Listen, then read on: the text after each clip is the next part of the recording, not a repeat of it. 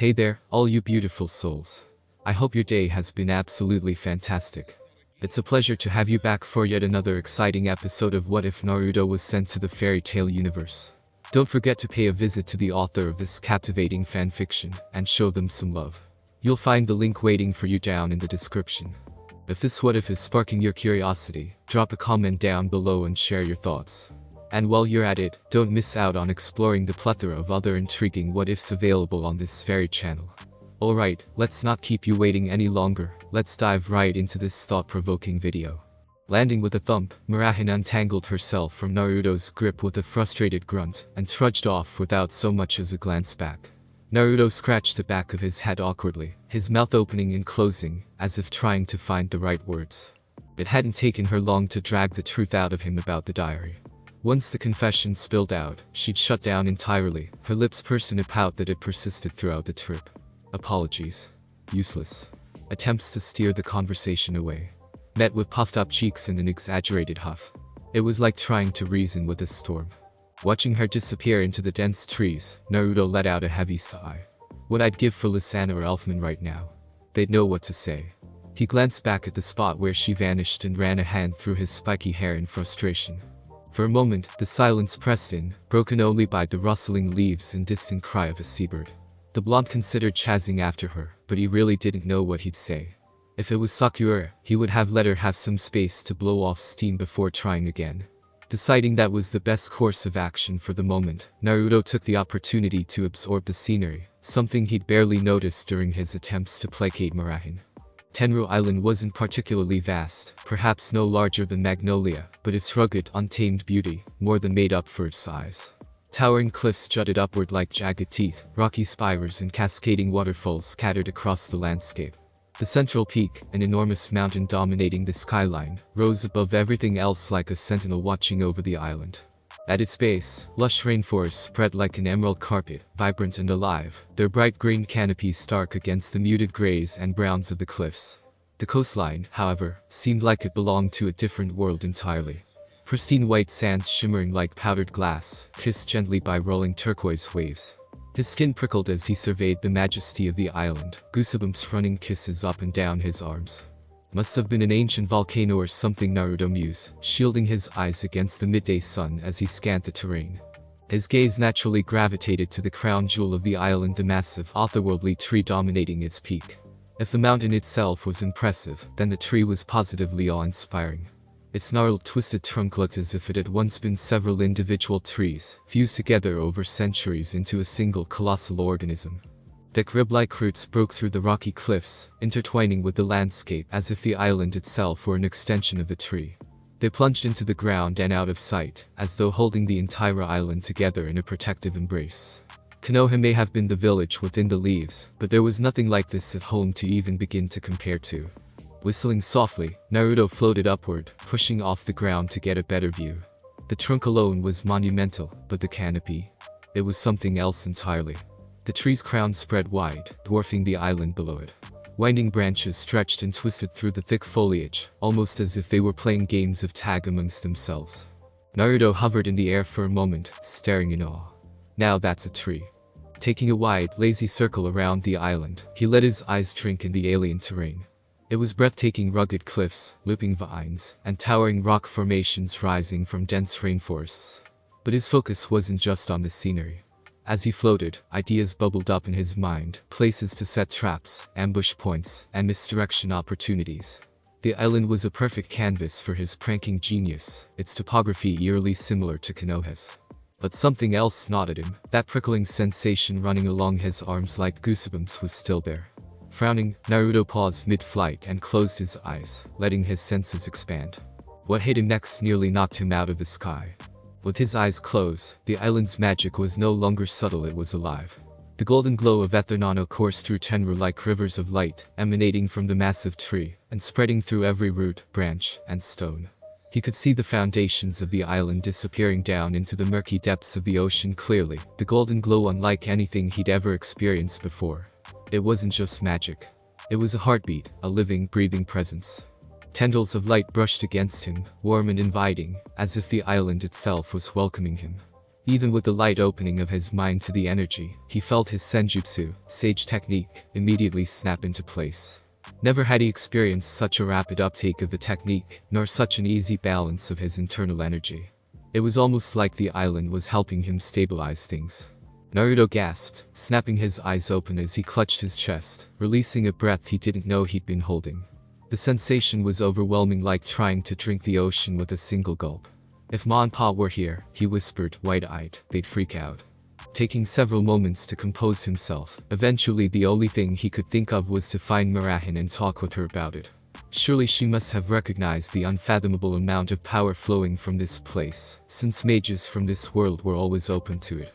Actually spotting her energy signal amongst the brightness of everything was a bit of a challenge, but after a few minutes Naruto was heading towards her.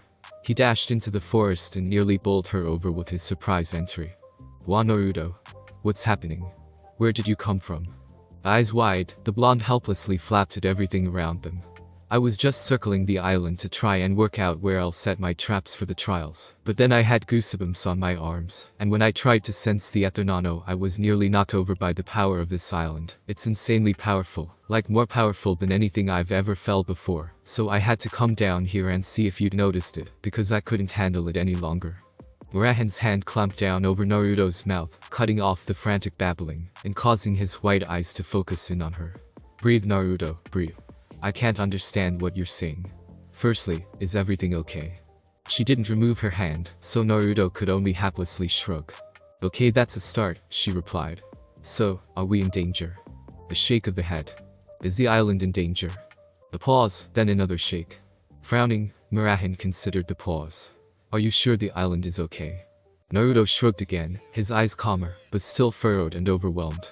"Okay, I'm taking my hand away," the girl cautioned, "but I'm going to need you to speak slower. Deal?" Naruto nodded and sighed as her hand was removed. Stepping back, Murahin crossed her arms and raised an eyebrow. "Right, so what's happening?" The boy took a deep breath to make sure he didn't rush everything. It's the island." He rubbed a hand through his hair as he stared unfocusedly at the ground, brow furrowed. I've never felt anything like it before." Stammering, the teen tried to explain the phenomena. "I was just scoping out the island, trying to figure out where to put traps, when I felt this prickling sensation. So I used my senjutsu to get a better look at the ether nano, and it was everywhere. It's like the island is glowing. And it was just so bright. Like, is this where all the ether nano in the world comes from? This island. I'm sitting here, looking around, and everything is just so gold and overwhelming. I don't even know where to begin." Frowning as she tried to understand what Naruto was saying, Murahin chewed over the info mentally. "Naruto, the master hasn't had a chance to tell you what this place is, has he?" Wordlessly, the teen shook his head. Sitting down on a log, Murahin padded beside her. "Let me tell you something of a guild secret then, something only revealed after a mage achieves S rank." Silently dropping beside her, Naruto's fingers unconsciously grabbed a piece of Murahin's skirt for comfort as he stared at the world around him. "Naruto, this island, it's what we call the guild's holy ground. Fairy Tail was conceived here by the founding members. This is where the history of our guild all began." Unsure of how much he was listening, Murahin nevertheless pressed on. "The first master of Fairy Tail was purportedly drawn to this island by the intense magical energy flowing from it. Rumor has it that the island had never been found beforehand due to a natural barrier of sorts that this ether nano creates around it. The first master, she was incredibly powerful and deeply in tune with magic. Word through the guild records hint that she was called to here by the island itself." Gently prying Naruto's fingers from her skirt, she began hoisting the material up.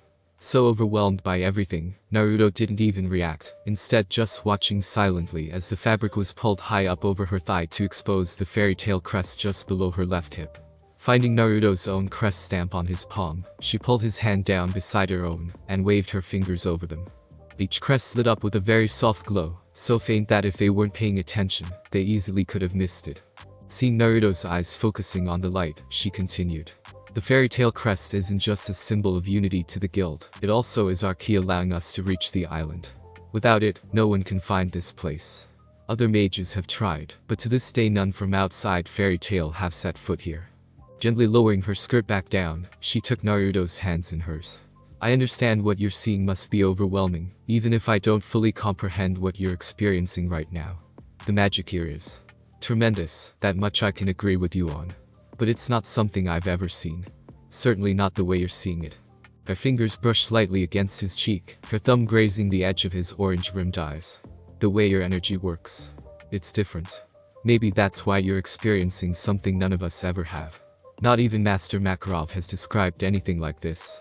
She smiled faintly, though her expression was tinged with curiosity and wonder. I should probably be jealous. She withdrew her hand and let it rest in her lap. Whatever the reason, I need you to know this. You're safe here, Naruto. If the island didn't want you here, you wouldn't have made it past the shoreline. Tenro chose to let you in, just like it chooses to let in any member of Fairy Tail. As she spoke, Naruto felt the overwhelming presence of the island become more manageable, the fear of the unknown replaced by the awe of respect for such a powerful location. Swallowing, the blonde took a shaky breath and allowed his composure to return slowly. As it was, the golden light everywhere was still a bit too intense to deal with, so he let Senjutsu subside. Funnily enough, he got the strongest impression of petulance from the Ether Nano, almost as if it didn't want to be removed from him. Almost instantly, the Kyuubi cloak surged to life, wrapping around Naruto in a warm, shimmering embrace of latent energy. The golden aura pulsed faintly, and Murahin gasped, instinctively stepping back with her hands raised in surprise. Naruto. Are you alright? Did you mean to summon this? Naruto glanced down at himself, taking a moment to absorb the familiar sensations. His longer nails, sharper teeth, and more pronounced whisker marks stood out against his glowing golden skin, while his even more unruly hair swayed gently in the translucent currents of energy. Despite the feral appearance, his smile was calm, his mind steady. He lifted his gaze to Murahin and shook his head softly. No. This wasn't on purpose. But I'm not worried anymore. His voice was even, a quiet confidence threading through it. It's been a long road, but with Master Makarov and Old Man Yajima's help, I've finally figured it out. It's not dangerous anymore. I promise. His eyes softened, though a flicker of apprehension lingered. What does it feel like to you? Murahin hesitated, drawing in a slow breath to steady herself. The raw power emanating from him was undeniable, and it prickled against her senses like static before a storm. Still, she knelt down slowly, her movements careful but not fearful. Well, she began, her voice measured. It still feels dangerous, like the first time I saw this shroud. But it's different now. It doesn't feel like you're going to attack me. It's more like... She paused, searching for the right words. Like standing on the edge of a cyclone. That tension before it hits. The power and wildness of it. It's untamed, yes, and frightening. But... Her lips curved into a gentle smile. It doesn't feel cruel. There's no malice in it. Naruto's expression shifted, relief flickering behind his golden eyes. That's as much as I hoped it would feel, he murmured. But when Murahin reached out, his eyes widened in alarm. Wait. Don't touch it, it can burn you. Her hand froze midair, and she met his worried gaze with a calm, reassuring look. It's alright. Just let me try, she said softly. Cautiously, she moved her hand closer, her fingers brushing against the flickering flames. She winced slightly, her face twisting at the unfamiliar sensation, but she didn't pull back. Naruto, on the other hand, grimaced and looked away, his chest tightening at the thought of her getting hurt. The gentle weight of her hand on his arm a moment later made him glance back, his heart thudding nervously. He looked down, half expecting to see burns marring her pale skin. But instead, her hand remained unscathed, the flames licking harmlessly around her touch. His eyes then climbed to Murahin's, her warm smile offering him comfort. See? It's alright. The Ether Nano is protecting us, she explained, her tone soft but confident. She shifted closer, wrapping her arms around him in a tender embrace. I'm not afraid of you, Naruto. I know you're still you. And I know you'd never hurt me. Naruto let out a shaky sigh, relief flooding his system as he buried his face into her shoulder. Yeah, he murmured, his voice muffled but steady. I'd rather die than let that happen. Murahin's hull tightened briefly, her smile softening. I know, she whispered. They held onto each other for a bit before Murahin suddenly cleared her throat. Looking over questioningly, Naruto blinked up at her in confusion as she pushed herself back and crossed her arms. Now that that's cleared up, don't think I haven't forgotten to be angry at you about your diary. Ah, right, I forgot about that. Naruto began, rubbing the back of his head sheepishly. I know you're mad, but I didn't think it was such a big deal. Murahin turned her head slightly, just enough for him to catch the pout tugging at her lips. Didn't think it was a big deal. Naruto, I asked you to keep it because I thought it might help you get home. And you just threw it away. Her voice wasn't sharp, but the hurt in it made Naruto flinch.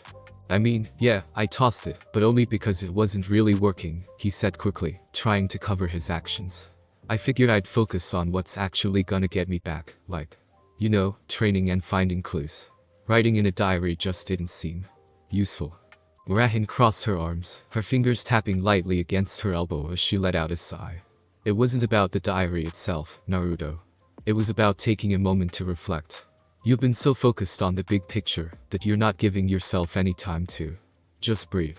I thought maybe writing things down would help with that. Naruto scratched his cheek, looking down at the dirt. Ah, right. I didn't mean to, you know, make you feel like your idea didn't matter. I'm sorry. Murahin's pout softened, but she kept her arms crossed. I'm not mad because you threw it away. I'm upset because you didn't even tell me. You could have said something instead of just ditching it. Naruto winced, rubbing his neck again. Yeah, you're right. I should have told you. It was dumb of me not to. Can I make it up to you? Murahin's lips twitched into a small smile, though she tried to hide it. You can start by finding that diary and giving it another shot. Naruto's eyes widened. What? He then cringed. I mean, I would, but it's probably buried under a ton of dirt at this point. Oh, so you're okay throwing away my idea, but not okay getting a little dirty to make up for it. She teased, her tone lighter now.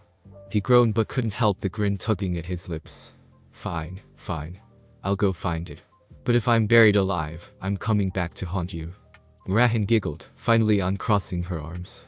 Deal. And maybe next time, talk to me before making decisions like that, okay? Naruto nodded, giving her a sheepish thumbs up. You got it, Mira-chan. As the tension eased between them, Murahin smiled softly and turned toward the forest. Come on, let's see what's out there. I haven't been here in years, and we need to find your route to trap. Dusting his pants down, Naruto followed after her, his steps lighter now, both figuratively and literally. He might have messed up, but at least he'd been given the chance to fix it. XXXXXXX. The final night before the challengers were due, Naruto and Murahin lay together under the stars arm in arm. Both were in their swimmers, Naruto in a pair of blindingly orange board shorts, and Murahin in an equally orange bikini. The boy had nearly burst into tears when Murahin revealed she'd bought it specifically for him. The warm fire crackled in the sand, the light throwing dancing shadows around them in a dreamy dance. Crickets chirped in the forest behind them, and the occasional magic beast rumbled past them. Those were particularly weird creatures, large and deformed, but mostly harmless and quickly cowed into submission, after Naruto asserted his dominance by belting a few unconscious on the first night. Murahin had her eyes closed as her head rested on Naruto's chest. Naruto meanwhile was absently twirling a lock of her hair around his fingers, tying up the strands in knots before deftly undoing it. His free arm supported his head as he gazed up at the endless expanse of stars, his thoughts as quiet as the night around them. Feeling Murahin stir, he looked down and found her wide, luminous eyes staring up at him. So, she asked softly, you're all ready to go? Everything's fitted and tested. Naruto rolled his eyes and sighed as patiently as possible. Yes, Mira-chan, for the 10th time, everything is ready to go.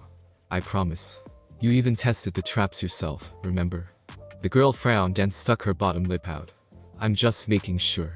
This is your first S rank and I want it to be perfect since it'll be the last. She trailed off, not wanting to finish the sentence. Over the past week, Naruto's summons had grown increasingly powerful, the toads responding more easily with each attempt. Gamakichi, a toad of considerable size and stature, was nearly within reach. It was proof that the dimensional gap between the worlds was closing and that his time in Fiori was running out. This led into some sorrowful moments for Murahin, so Naruto had opted to do his summoning away from her, as to not upset her more. Eyes softening, Naruto dropped her hair and squeezed her shoulders into his side. Don't think about it, he murmured. You yourself told me to trust Levy any time I brought it up. Maybe you should follow your own advice. Murahin hummed softly, her grip on him tightening. I know. I don't have an excuse. I'm still scared. Looking at the girl for a moment, Naruto contemplated something before speaking. Tell you what, if you ignore that problem tonight and just enjoy the moment, I'll personally bundle up Levy when she arrives and find out how she went. Deal? And what terrified the girl in the process? Naruto blanched as Murahin giggled softly. I'll check in with her first. If she's worked through her issues, I'll bring you in. Deal? Grumbling, the blonde quirked his lip but couldn't refute the plan. The fact Levy was still skittish around him had slipped his mind. He breath huffed slightly as Murahin gave him a comforting squeeze. It'll be okay. She's tough. I already told you she took a while to warm up to me at first too, right? She'll come around, I promise. Knowing Murahin had had troubles with the small girl had indeed helped when Naruto had voiced his concerns earlier in the week. The two women were now solid allies, so of everything that had been said, that had offered Naruto the most comfort that everything would be fine. Dragging a finger across Murahin's forehead, Naruto brushed back part of her fringe and gently rubbed the bridge of her nose with his thumb. Ever the optimist, aren't you? She giggled and rubbed her cheek against his chest. Only the most optimistic for the most optimistic, right? Chuckling, the teen bundled her up in his arms and squeezed her till she squeaked. Damn right. Now, let's get back to watching the stars, otherwise I might just be tempted to cover you in kisses. Smirking coyly, the girl raised an eyebrow and replied, you say that like it's a bad thing. Returning the smirk, Naruto drew her closer. Well then, don't mind if I do. He lifted her gently, their lips meeting in a slow, deliberate kiss, as the flickering firelight cast its soft glow, their shadows intertwining on the walls like a dream unfolding in the quiet of the night. XXXXXXX. Perched high in a tree, Naruto and Murahin spent the morning tidying up their camp and preparing for the roles they were about to play. Murahin had swapped into a simple pink skirt that fell to mid-thigh, while Naruto sported his bright orange board shorts, paired with a black shirt left entirely unbuttoned. The pair kept watch over the ocean, eager for the contestants to arrive. They'd been up there for a couple of hours, taking turns scanning the horizon and passing the time with idle chatter. Eventually, during Naruto's turn, his sharp eyes caught a faint smudge in the distance. Excitedly, he slapped Murahin's thigh. Oh, I see them. They're here. Murahin instantly perked up, shifting closer. Moments later, a small figure launched from the boat, rocketing toward the island at an impressive speed. Squinting, Naruto shaded his eyes against the sun, finally making out Natsu's unmistakable form being carried by Happy. Pointing at the rapidly approaching duo, he asked, is it even fair? Shouldn't they wait until they land? Murahin shook her head, her voice brimming with excitement. That's not how this works. The battle starts before they even touch the island. It's a race as much as it is a fight. Mages are encouraged to use everything they've got to gain an edge. Naruto grinned, his competitive spirit flaring to life. Well then, guess I'd better take my position. Leaning over, he kissed her cheek, then held out a fist with a determined smirk. Don't hold back on whoever ends up facing you. Show them just what kind of monster my girlfriend really is. Giggling, Murahin bumped his fist, a mischievous glint in her eye. I will. Her voice dropped to a low growl as a hint of her Satan soul seeped through. And you'd better give anyone foolish enough to pick your route absolute hell. Naruto winked confidently. Oh, you know I will. The two embraced briefly before dropping from the tree in perfect sync. Without hesitation, they dashed off toward their respective positions, each ready to greet the challengers with everything they had. XXXXXXX. Levy and Gajil stood at the entrance to the labyrinth of tunnels, their route options laid out before them. One of the passages was already sealed off, marking the path chosen by an earlier team. Still dripping from their swim ashore, Gajil wrung out his soaked hair, while Levy's sharp eyes darted between the remaining entrances. Her mind raced as she tried to discern which path might offer the least resistance, or at the very least, the least danger. Gajil stomped up beside her, raising a spiked eyebrow. You keep thinking this hard, and your brain's gonna overheat, he teased. Huffing, Levy shot him an exasperated glance. I'll have you know, this test isn't just about brute strength. It's a test of strategy and intelligence. If we pick a route that avoids facing any of the S-class mages, our chances of passing increase significantly. Snorting, Gajil crossed his arms. Avoid them. TCH. I'm itching for a good fight. Any one of those so-called monsters would be just fine by me. Rolling her eyes, Levy fired back, oh, sure. Big words coming from the guy who got his ass handed to him by Naruto. You really think you'd last 5 minutes against any of them? Gajil's eyebrow twitched, his scowl deepening. Funny thing, shorty, you'd last even less time than me. Levy rolled her eyes again, waving him off. Why thank you, Captain Obvious, for that astute insight. That's why I'm trying to avoid them. Now stop distracting me and let me think. Grumbling under his breath, Gajil suddenly clamped a hand on her shoulder and started dragging her toward the nearest entrance. Levy squawked in surprise and kicked her legs about futilely. Gajil, let me go. You're hurting me. Levy clawed at his iron grip, but it was like trying to move a mountain. Ignoring her protests, Gajil stomped through the entrance, his steps heavy with purpose. As they crossed the threshold, a shimmering magical barrier flared to life behind them, sealing the tunnel off from the others. Satisfied, Gajil finally released Levy. Rubbing her shoulder, Levy whirled on him, eyes blazing. She stamped her foot as hard as she could as she demanded, "Why didn't you wait like I asked? I almost had it figured out. This is my test, not yours. Why are you stomping all over my decisions?" Gajil cocked an eyebrow, jerking his thumb toward the entrance. "You mean you didn't notice how close those other guys were? If you'd taken any longer, we'd have been forced into a fight before we even got started. You did say you wanted to avoid that, right?" Levy opened her mouth to argue, but the words faltered as the rise of voices and footsteps from outside the cavern reached her ears. She glanced back at the sealed entrance, her frustration softening into reluctant acknowledgement. "You could have just told me," she muttered. Shrugging, Gajil turned toward the dark tunnel. "Yeah, well, I'll keep that in mind for next time. For now, let's move. Time's wasting." Still grumbling under her breath, Levy bit her lip and took the lead, trudging into the shadows. Gajil followed a few steps behind, his sharp eyes scanning the walls for any signs of traps. They hadn't made it far when Levy's foot snagged on something. "Huh." The unmistakable click of a latch sounded, followed by the sharp twang of a bowstring. "Get down." Gajil roared, diving at Levy and pulling her into his chest as an arrow shot past, embedding itself in the wall where she'd just been standing. Levy shrieked, clutching at Gajil's arms as he rolled them to safety. His iron grip cradled her head as his eyes darted around, scanning for further threats. Silence settled over the tunnel, save for Levy's shaky breaths against his neck. "You okay, short stuff?" Gajil asked, his voice low and steady. Levy nodded weakly, unable to find her voice. Gingerly untangling herself from his embrace, she wobbled to her feet, dusting herself off. Gajil rose as well, his gaze fixed on the arrow embedded in the wall. Wait, sticky glue oozed from the impact site, pinning the shaft in place. A rolled-up note was tied to it. "Looks like this one's for you," Gajil said, jerking his head toward the note. Levy hesitated before stepping forward, her hands trembling slightly as she unfurled the paper. She held it up to the faint light emanating from the tunnel walls. "Welcome to your first test, oh lucky one. It is none other than the #1 prankster, Naruto Uzumaki, at your service." Waiting over her shoulder, Gajil snorted. Figures this kind of underhanded crap would come from him.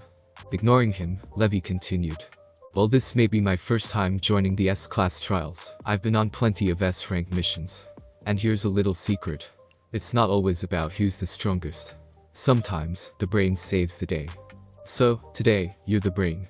This tunnel contains 3 more traps, each tougher than the last. This first one was just a warm-up, so don't take it too seriously." "Hold up, but what if it did catch me, I hear you ask?" "Unfortunately, if that's the case, you're definitely not S-rank material and your journey ends here. Sorry not sorry. Better luck next time. However, if you manage to either dodge it or disable it, congratulations. You are one step closer to passing my test. If you successfully navigate my traps and I see you at the end of the tunnel, I'll be sure to give you a crisp high five as a reward. With love, Naruto Uzumaki." Levy's cheeks flushed at the cheeky note. If Gajil hadn't saved her, she'd have been stuck to the wall like a bug on flypaper. Did this mean she wasn't ready for the S-class trials? Before she could spiral further, Gajil snatched the letter and ripped it to shreds. TCH. Little bastard thinks he can scare us with this. He turned and shouted down the tunnel, his voice echoing. "Or, if I didn't think Levy could handle this, I wouldn't have partnered with her. You hear that, Blondie? She's gonna breeze through your stupid traps, and when we're done, I'll kick your ass for wasting our time." Levy's jaw dropped in shock. That was unexpected. Words of support as vehement as that were the last thing she was expecting to hear from the bully. From somewhere deeper in the tunnel, Naruto's voice floated back, smug and taunting. "Big talk for a glorified mascot. Save the threats for when you actually get nominated for the S-class trials. Unlike Juvia, you didn't even make the cut this year." Gajil's teeth ground audibly, Naruto's words striking home. Levy bit her lip, torn between frustration and sympathy. Finally, she placed a gentle hand on his arm. "Don't listen to him. You're more than strong enough for the trials. Just, let's focus on finishing this together." Relaxing slightly, Gajil glanced down at her and snorted. "Fine. Lead the way, fearless leader." Smiling faintly, Levy nodded and turned back to the tunnel. "Let's go." Warily, the two of them began tiptoeing further into the tunnel, the walls beginning to press into them as they made their way deeper. Well, wide enough for the both of them to walk side by side, they opted for single file, so Levy could keep an eye out for the traps, while Gajil protected from any surprises from behind. A sudden click froze them in their tracks. Both whipped around at the noise, only for a smoke bomb to explode in their faces. Thick, acrid smog enveloped them, sending them into fits of coughing. Tears streamed down their cheeks as they stumbled forward blindly, desperate to escape the choking haze. Finally escaping, Levy dropped to her knees and heaved violently, expelling the last of the smoke from her lungs. Gajil dropped to the ground beside her, fury written all over his face, even as tears streamed down his eyes. "I'll kill that prick," he snarled out. "If it's the last thing I'll do, I'll kill him." Gasping as clear air filled her lungs again, Levy wiped away the tears and pushed herself back into a sitting position against a rock. Getting her breath and pulse back under control, she wiped her nose and looked up. She suddenly froze in shock and kicked Gajil. Grunting, he whipped around, snapping, "What is it, wench? What are you staring at?" Ignoring the insult, Levy just pointed. Quirking an eyebrow, Gajil followed the finger, and his eyes widened in disbelief. Pointing right back at them were two perfect replicas of them, copies so exact that even the smudges on their clothes were identical. Horrified eyes stared into their own, the shock of what was going on rendering them speechless. Slowly pushing himself up, Gajil warily eyed the duo and held a hand out to Levy. "Come on, short stuff, I don't know what this is, but I don't like it. We need to move." Letting herself be gently pulled to her feet, she looked back as Gajil started leading her down the hall. Suddenly, her replica called out urgently, "Gajil, where are you going?" "I'm me, the real Levy. What are you doing with that copy?" The eyes snapping down to her, the Gajil leading her narrowed his eyes. "What's she mean? Are you a fake?" The other Gajil by this stage had pulled himself up, growling and yanking his partner up. "What do you care? You're just as much a fake as she is. Now get out of our way and let us through." Distrust skyrocketing, Levy's Gajil held an arm out to shield her, though he was throwing hesitant eyes down at her. "What's he saying? You're the real one, right?" Nodding vigorously, Levy responded, "Of course I am. I was beside you the whole time, right? How could I have been swapped out so fast?" Reaching out, she patted his arm. "I'm as real as you are. See?" That seemed to pacify him for a moment, until the other Levy did the same with her Gajil. "I don't know what that fake is talking about. I'm real, see?" She wrapped her knuckles off his arm. "She's just sprouting crap. Can we please get going already? I don't want to be stuck here with them. Can you help me get past them?" The eyes narrowing, that Gajil started tensing, his arms glowing and dematerializing before reforming into a pair of wicked-looking steel posts. "I have no idea what the hell is going on right now," he snarled. "However, this should scratch my itch to bash someone's head in though." Letting out a mighty roar, he suddenly attacked, his arm extending dramatically as he approached, almost smacking Levy's Gajil in the face. Dodging to the side, an identical grin stretched across the man's mouth, and he lashed out a blistering punch at his copy's face. "Couldn't have said it better myself. Let's dance." Screaming as the two made contact, Levy covered her head and dropped to the floor in a squat, as sparks and rocks flew around them. Her copy did the exact same thing, matching her perfectly. Her eyes were wide and shimmering as tears threatened to fall, but her mind was positively racing. "I have no idea who is the real Gajil.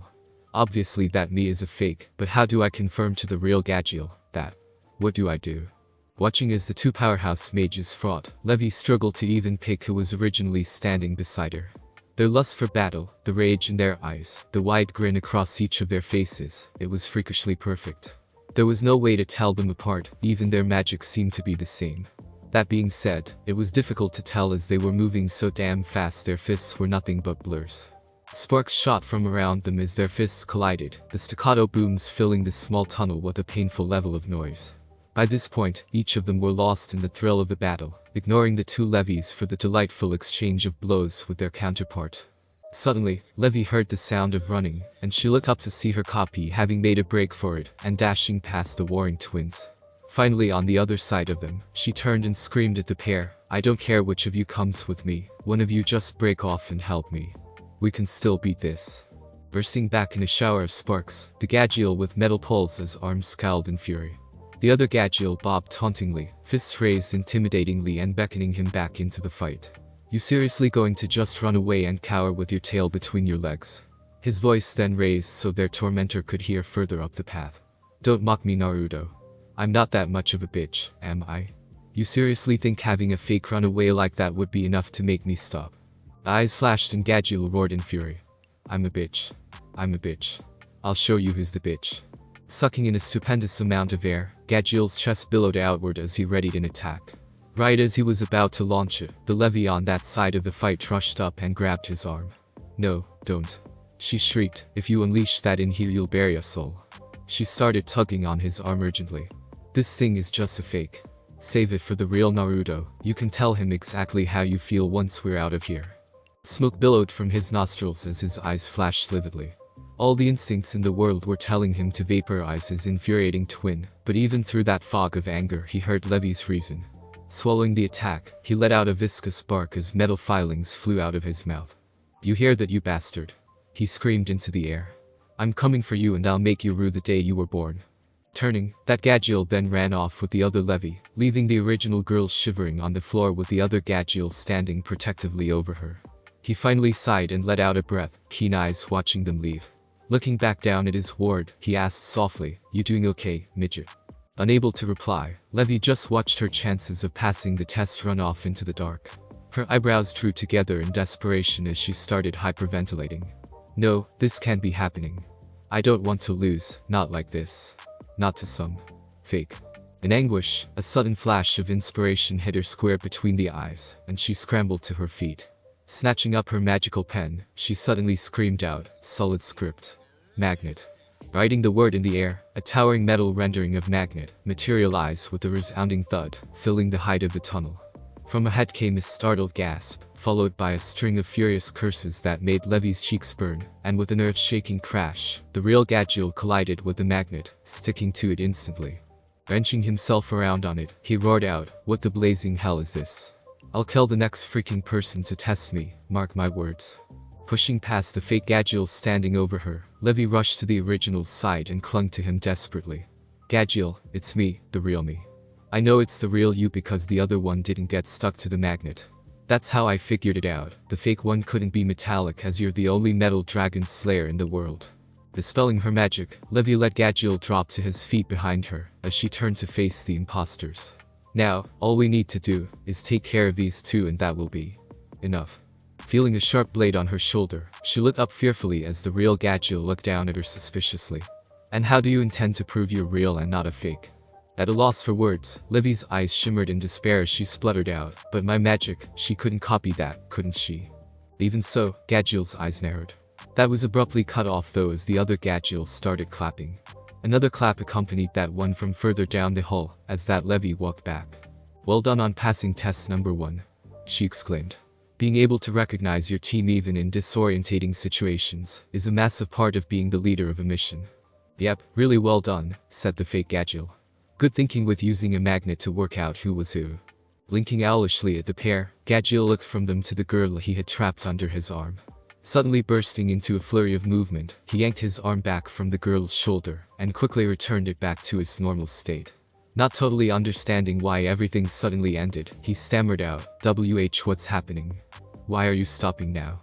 The two copies let out a bark of laughter as they exploded in a puff of smoke, revealing 2 Naruto clones. Well one drawled, this is Levy's test. She worked it out, so the test's finished. No need to drag it on any more than we have to. Right? Quipped the other. You still have 2 more tests to deal with.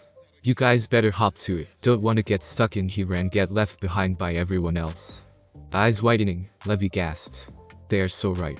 Gajil, let's go, we gotta get a move on. Dragging the totally befuddled man behind her, the clones watched them dash off before dispelling and relaying their memories to the original. XXXXXXX. Sitting comfortably in a hole in the wall, Naruto's eyes cracked open and he smiled. Well done, Levy. That's the genius I'd expect from you. I hope you are able to tackle the next one just as well. XXXXXXX. Running away from the last battle, Levy panted as she ran, a sense of exhilaration filling her chest. She passed the first test, one that she knew would trip up any number of the other contestants. I can do this. I can do this. Naruto might be way above my level of power, but this trial is perfect for me. Squeezing Gajil's hand, she let out a small laugh. And with this big oath, I should be able to overcome anything. Said oath suddenly began pulling back on her hand, forcing her to slow her pace and turn back. Hold up shorty, we run any more and we could run straight into the next trap. Keep your head about you. Alright. Blushing slightly as her thoughts had gotten ahead of her, Levy nodded and let go of his hand. Sorry. And thanks. Grumbling, Gajil ran a hand through his hair as he looked around. I really hope the next test isn't as confusing as that one. I'm so glad this is your challenge. I can't stand these kind of thinking exams. A tiny smile corked Levy's lip. Looks like you picked the perfect tunnel for me after all. I'm sure when it's your turn, you'll pick the perfect route for you. Casting a curious glance down at the girl, Gajil opted to remain quiet and just followed her as she took point again. The two walked in silence a little longer before a shape began to materialize out of the darkness further down the tunnel. Holding a hand out, Levy stopped them both and tried to make out who it was. Gajil meanwhile snarled and his fists slammed together in challenge, his keen dragon slayer eyes instantly realizing who it was. Okay Blondie, time for some retribution. The figure waved at them. Perhaps, but maybe not just yet. You might want to look around you first. Huh. Turning, the pair noticed pieces of paper stuck around them to the walls of the cave. They were positioned in just such a way that unless you were looking for them, you wouldn't have noticed them. Eyes narrowing suspiciously, Gajil barked out, and what are these meant to be? Why would I care for some scraps on the wall? Even as Naruto spoke, Levy tentatively made her way forward with Gajil in tow. Oh, they're little more than just decoration. They're this totally awesome development from my home. They're called Kabaku Fuda, or in this language, exploding tags. They're amazing. One well-placed tag can level a house if you know what you're doing. The frustrating teen then motioned to all the tags about them. Imagine how much damage this many of them could do. Fighting off the fear of the boy, Levy came to a stop several meters before him. He was confidently stood before a large granite wall that was blocking their way, arms crossed and smirk on his face. Behind him, explosive tags completely covered the wall. In the middle of it though was a small piece of paper stuck to the wall. It had some odd writing on it which Levy couldn't make out. Seeing her spot the focus piece, Naruto motioned to it. Next test is simple, solve this. Growling, Gajil stamped a foot challengingly as he advanced menacingly. What's just stopping us from breaking you in half and busting though this thing? Naruto laughed and raised 3 fingers. Oh, you could try, but it wouldn't go well for you. For one, you trigger any one of these tags, and you'll unleash a chain of explosions that will bury us all in here forever. Second, you only get 3 attempts at solving this riddle. You fail and the seals become permanent, the granite is locked in place, and you gotta walk home. He then threw a wink at Levy. I made a few changes specifically for you. Can't have it too easy after all. But, that's not fair, exclaimed Levy. It should be the same for everyone. The teen shrugged, unfazed. That's just life, things don't always go your way. Lastly, he then held up a cross with his fingers and smirked. I'm not even here. I'm just a clone. Good luck with it. Naruto then disappeared in a puff of smoke, leaving the duo in silence. Damn that man. Lashing out in fury, Gajil punched the floor, the only place not riddled with explosive tags. Even so, the whole chamber shook with the impact, and Levy scrambled to calm him down. Please, be gentle, she cried. I know you're frustrated, but just let me work this out. You'll get your chance to fight him, I promise. For now, just trust me, I'll work it out. Teeth clenched together, Gajil could barely hold himself back from punching the ground again. Nevertheless, he took a very deep breath and exhaled slowly. Dropping to lean up against a stone, he crossed his legs and arms and closed his eyes irritably. Well, better hop to it. That thing won't solve itself. Sighing in relief, Levy held her hands out placatingly and backed away.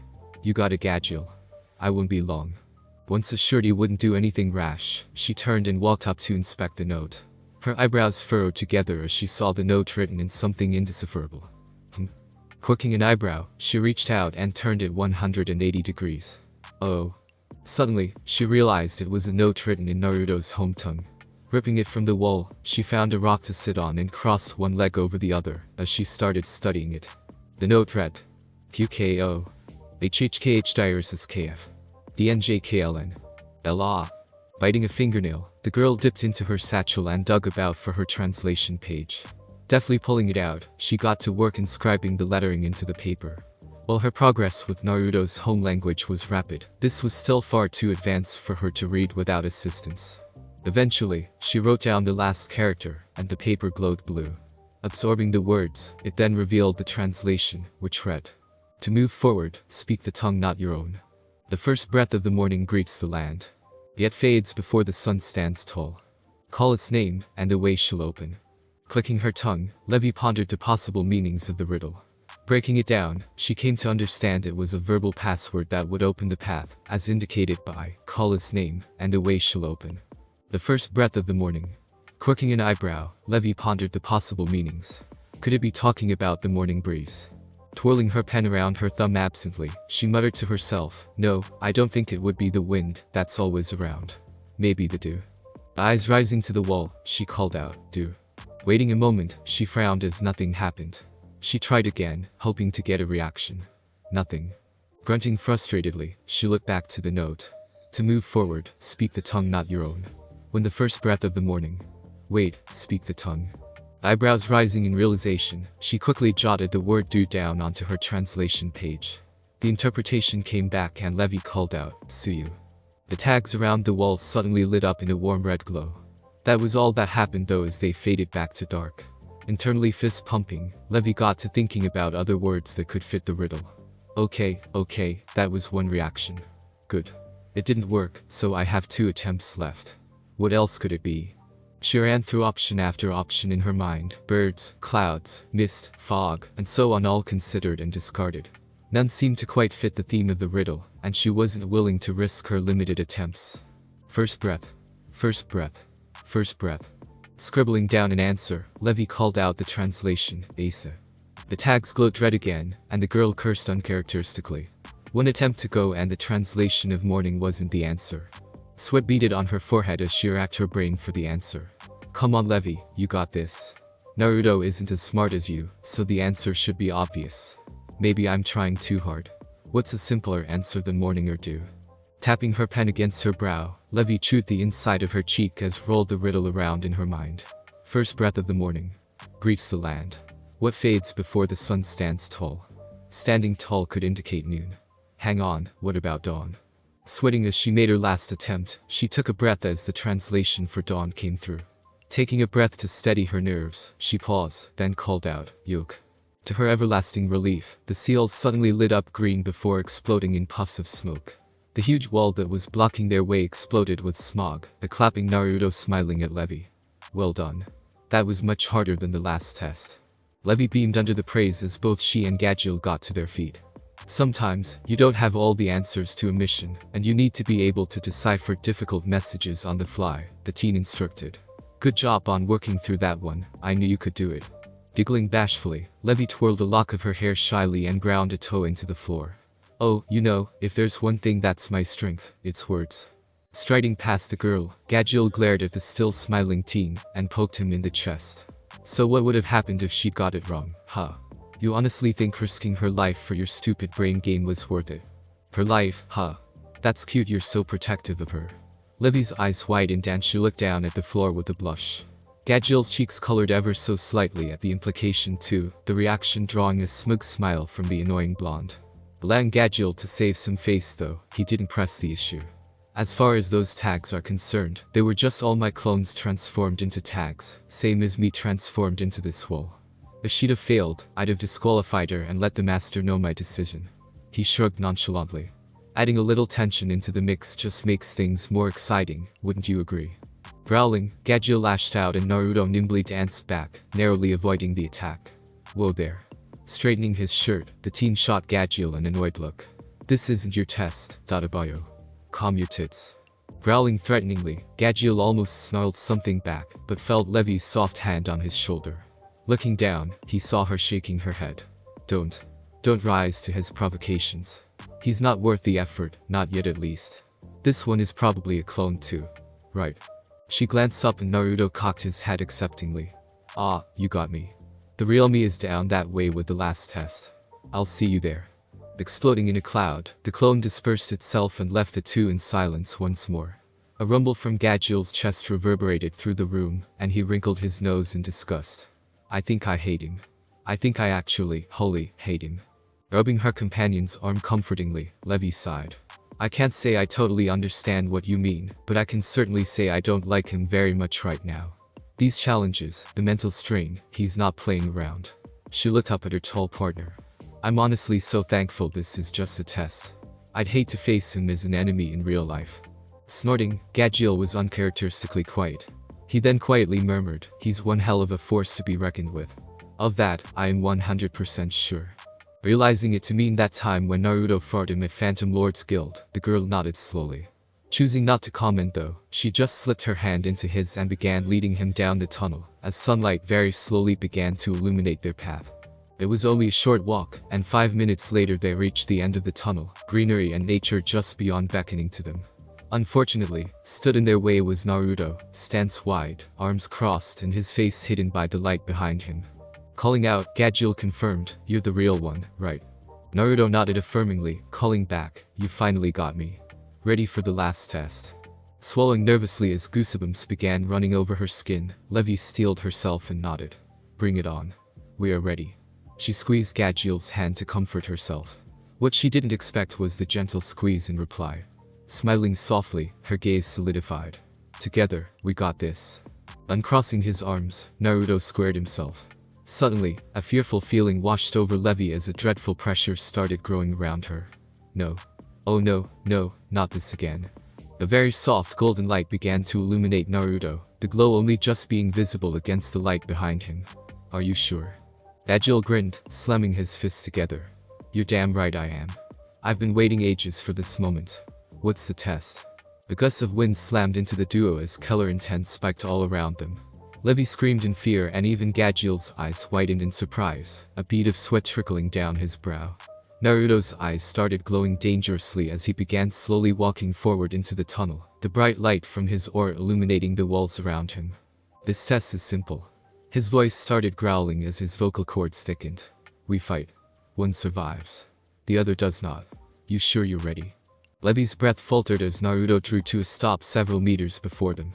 His presence was positively terrifying, waves upon waves of furious intent crashing against them like waves against sand. Gajil, while shaking, held up against the onslaught admirably, a nervous but resolute grin on his face. "So that's how it'll be, huh?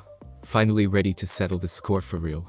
Looking down at his quaking partner, he placed a reassuring hand on her head and gave her a thumbs up. "Don't you worry, even if this takes me out, I'll still win him enough to let you get through. It's a promise." Tears beating in her eyes, Levy shook her head wordlessly as she tried to stop him. Letting her go, Gajil turned to face his opponent, arms slowly becoming encased in thick black steel. Taking a deep breath, he readied himself. Naruto meanwhile only grew fiercer and more menacing, the viscous flames of his golden cloak violently stirring up a storm in the confined space. Two thick writhing tails of gold chakra whipped up behind him, lashing about agitatedly. Vicious eyes glared down on the mage, sharp teeth poking through his lips as he spoke. "You actually ready for this?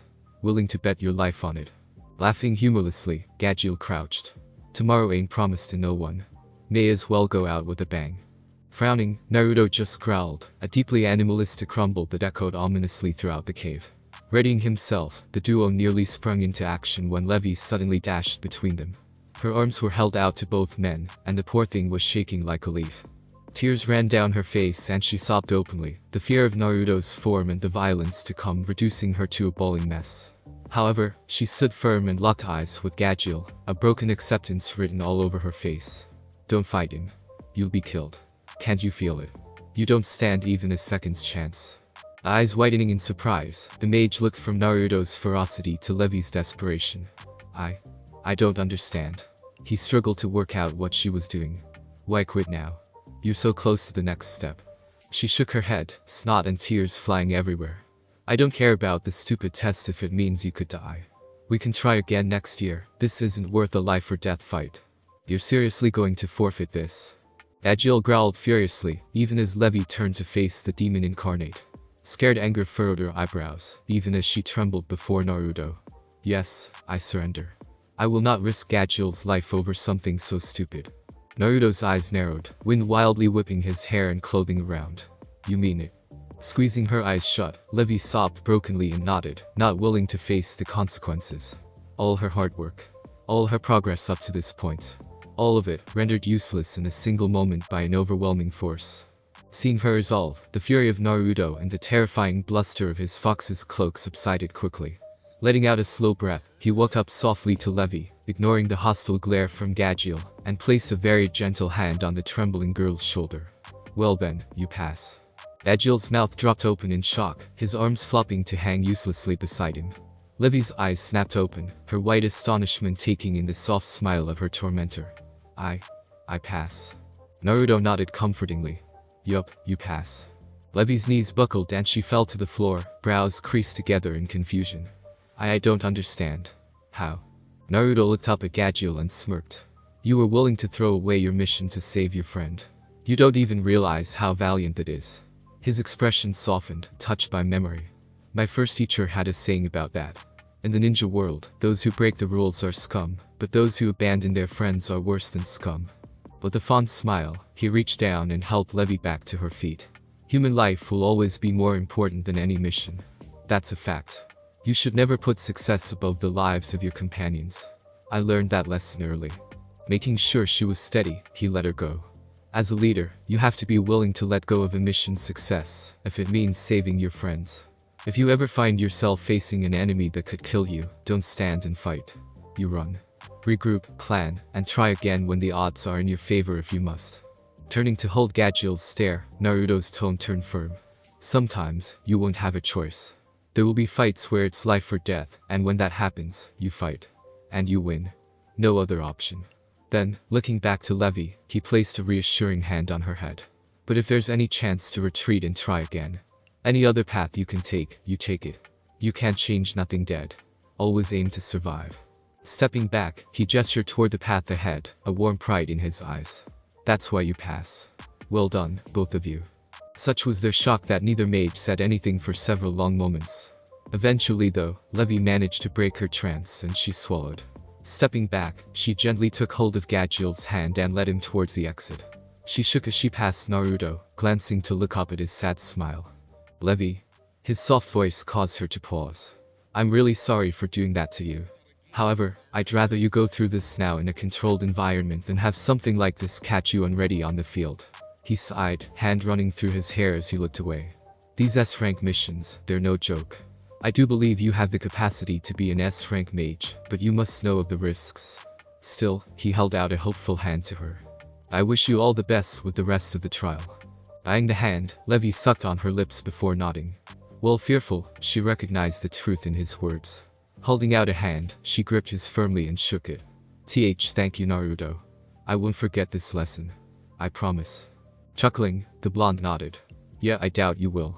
This can be a horror story for future contestants you can scare them with. Giggling, Levy nodded, even as she pulled herself closer into Gajil's side for support. I suppose I could. I wonder if anyone else had to deal with anything even remotely this bad. Naruto shrugged haphazardly, not knowing the results of the other challengers. Suddenly, Levy's eyes twinkled in remembrance and asked, will you come out with us? I have something for you. Naruto's heart started thumping in his chest, anticipation rising even as he tried to keep his cool. You think you made it work? Nodding hesitantly, Levy looked at the floor. I think so, or at least I hope so. I'll only know after we try it out. His breath hitched in his throat and Naruto just nodded. Yeah, I'll come out then. I can't wait to see what you've come up with. Falling into step beside them, Naruto barely had a moment to relax before a massive metal pole came out of nowhere, slamming into his side with bone-rattling force. The impact sent him crashing into the rocky tunnel wall, embedding him deep with a resounding crunch. A strangled gasp tore from his throat as he struggled to catch his breath, his vision swimming for a moment. Levy let out a startled cry, smacking Gajil's arm in outrage. Was that really necessary? She snapped, nerves still badly frayed. Gajil, arms crossed and utterly unrepentant, just grinned down at his handiwork. That, he muttered to himself, relishing the moment, was so damn satisfying. Leaving a groaning, dust-covered Naruto to pry himself from the wall, Gajil simply grabbed Levy, ignored her indignant protests, and strode forward, dragging her with him into the daylight. XXXXXXX. Omake. Following the guide into the next room, Naruto's eyes burned with anticipation as he took in his surroundings. The space was enormous, so vast that the walls and ceiling stretched far beyond sight, vanishing into the distance. Orbs of light floated overhead, stretching in every direction, their glow casting an almost otherworldly ambience. Letting out a low whistle, Naruto squinted as he gazed around. This is kinda disorienting, isn't it? He came to a stop beside the toad, glancing down just as the amphibian bowed its head. So, what's the next test? Holding its bow, the toad answered, "This one is simple, escape the room." Naruto raised an eyebrow, jerking a thumb over his shoulder. "Can't I just walk out the way we came?" The toad shook its head. "That would not count." Pursing his lips, the blonde tilted his head. "What if I just followed you out?" Again, the toad shook its head. "I am to remain in here as long as you." "Really?" Naruto frowned. "What about if we get hungry? Or need to poop?" Pausing, the toad shook his head once more. "It does not matter. You must escape. If anything unmentionable was to happen, your privacy will be maintained. You will have an hour to work out how to leave this room." "Okay, I got you." Crossing his arms in thought, the teen looked down at the guide. "Any help on what I'm looking for exactly?" Despite being peppered with questions, the toad remained respectful. "All I can say is you're looking for a door. How you come up to that is up to you." Nodding acceptingly, the boy looked around. "Right, a door. Well, let's start by seeing if there's an end to this place." Crossing his fingers, 4 clones appeared. They immediately took off at an incredible speed, one left, one right, one straight ahead and the other straight up. Within seconds, they had disappeared from view, swallowed by the endless expanse to leave the original 2 in silence. Looking about curiously, the toad guide quirked an eyebrow as it noticed Naruto standing with his arms crossed and eyes closed. It wasn't allowed to ask any questions in this part of the test, but curiosity was a teasing thing. Eventually, Naruto opened his eyes and chewed his upper lip. "Well, that's that." Seeing the questioning gaze of his guide, Naruto elaborated, "Oh, my clones just went to check out how far the room went. They just traveled over 20 kilometers in every direction and found nothing." Eyebrows shooting up, the toad swallowed in shock. 20 kilometers you say?" "Yup." Scratching his head in thought, the blonde mused out loud, "Which means this place obviously isn't that big." Now that was confusing. The toad voiced as much. How do you mean, Mr. Naruto?" "This isn't just some infinite space," Naruto reasoned. "Something like that would take more magic than the entire council combined. That means this is either an illusion or some kind of spatial distortion." He shrugged and interlocked his fingers. Pushing his arms out palms first, he then raised his arms to the sky as he stretched. "We're about to find out in any case." Holding up the hand sign rat, Naruto began pulling his chakra. "Hold on to something, this might look weird." Bearing down on the intense pulling of energy in his heart, Naruto grunted before crying out, "Kai, release." The pulse of energy surged outward, rippling through the room like a shockwave. The very air shimmered and distorted as reality twisted upon itself. Though the ground remained still, the warping effect was so intense that the toad lost its balance, toppling over in a daze. All around, a large number of stunned mages were revealed, gasping as their illusions shattered, their crystal tools crumbling in their hands. Naruto's sharp gaze swept across the now visible figures, a triumphant grin spreading across his face. "Oh, so that's where you guys were hiding. I knew I felt people in here, but that genjutsu, illusionary technique of yours was pretty damn strong. I'm impressed. It was tough to pinpoint any of you." His eyes flicked across the room before lighting up. "And there's the exit. Come on, Toad, let's get moving. I'm starving.